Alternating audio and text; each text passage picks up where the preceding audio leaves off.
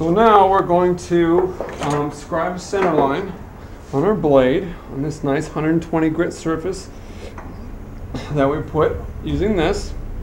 Now the purpose of that, obviously, so when you grind, you can grind evenly to an even center, to a center edge. And to do that, I use this jig that I hooked up. It is just a scribe tip I got from a hardware store that I drilled and glued into this brass tube, and I put into this hole that has a perpendicular hole that I had this knob threaded into. The problem with this setup is that this face here has warped because it's wood, and especially with longer blades, it can go off of where you want it to go, depending on where you're resting that blade. And so look around, there's other jigs out there that work pretty well. They're even simpler than this, and you won't have that problem.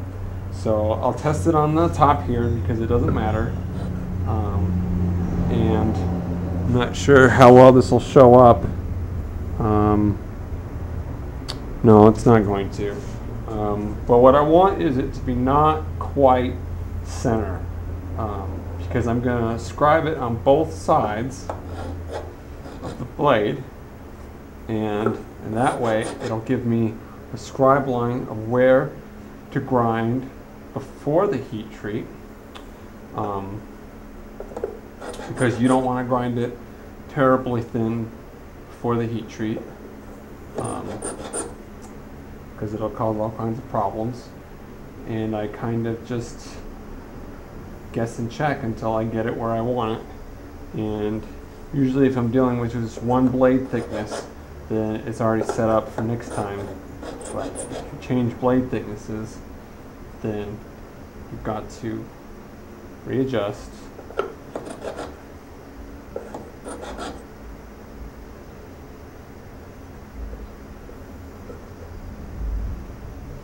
It's kind of just trial and error.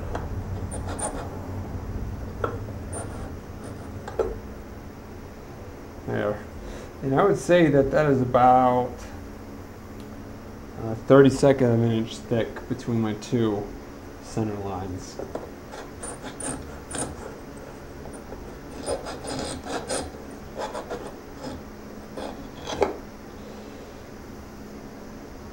Now it gets pretty sketchy around the tip, so you just have to be careful.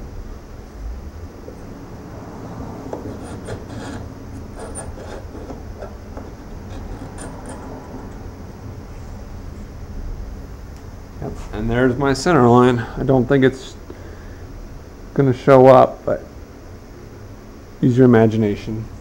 Okay, so now we're going to get into the serious part of knife making, grinding the primary bevel. Now, on the 4x36, it is a little difficult. It's not impossible. There are a couple of things that are different than if you had a real grinder, and that's primarily the flap on these belts. So right here on the joint, especially after they're worn a little bit, they get really stiff. And so when they run, they'll flap. And what that's going to do is whatever part of your piece is on this forward end, it's going to flap against that and it's going to round it over. And on that blade, that can be a pain in the butt. It's an even bigger deal when we taper the tank and get a nice flap for our handle material. But it's still not impossible. We're still going to get it done. And we're not going to let it bother us. And so let me explain to you what I'm going to do, because I'm not going to have time. It's going to be loud to stop and explain it. So what I'm going to do is I'm going to grind my plunge about 1/4 inch to 3/4 or 3/8 of an inch in front of where I want my final plunge to be. And I'll worry about getting that final plunge after the heat treat. I'm just not going to worry about it right now. And so the first thing I'm going to do is I'm going to take this worn belt here, and I'm going to hit this knife at a 45-degree angle until I take it down to my scribe line. And that does two things. First, when I switch the belt out to a fresh belt here, that's really going to take the metal away, it's not going to strip the grit off the belt. If I just did it straight like this on a new belt, it's just going to scrape all that grit off. And then my new belt isn't so new anymore. And you know what they say when they say that? Use abrasives like they're free. Well, they're not free. They're really expensive. Or at least they can add up. But I still go by that saying because when you grind a knife on a dull belt and you grind it on a fresh belt, it's a world of difference, especially using these 4x36s that are meant for knife making. And so just make it easier on yourself and just buy a new belt, use a new belt. You know, in the grand scheme and the cost of the knife, several $100s. If you got if you used a fresh belt just for one knife, come on, it's only $5. It's worth it for efficiency, time, and your sanity. It just is. So after I get that 45-degree bevel, I'm going to switch to this belt here, and I might do a series of cuts just to kind of establish my angle where I want them. And I'm going to take it about maybe up a 1/4 inch from the top. Eventually I want the grind line to be a full flat, but before the heat treat I'll do a stop 1/4 inch, and that way after heat treat I'll just follow this flat I've established, and it'll push this up and my edge down to my funnel width. And when I first started grinding, when I had this curve here, my habit was to turn the blade. But what I found is better is on this long part here is to establish a good flat and to push like this, and it's going to continue that flat, and then you're going to have nice symmetric lines. Kind of sounds counterintuitive, but it's not. It really works, and you just got to be careful you don't go too much and grind your whole tip in. And as far as grinding the tip, doesn't matter now after the heat treat, rough grit, fine grit, kind of the rule of thumb is to just take your time and be careful. So I'm going to get that with these 36 grit belts, and then I'm going to switch to the 120 grit belt, because if you leave those deep marks, I've had it happen where the blade will crack along those deep grits. And I thought the more experienced makers were just blowing smoke, but I forgot to do it a couple times and it happened. But I've never had a problem with the 120 grit finish for heat treat on the quench. So that's what I'm going to take it to.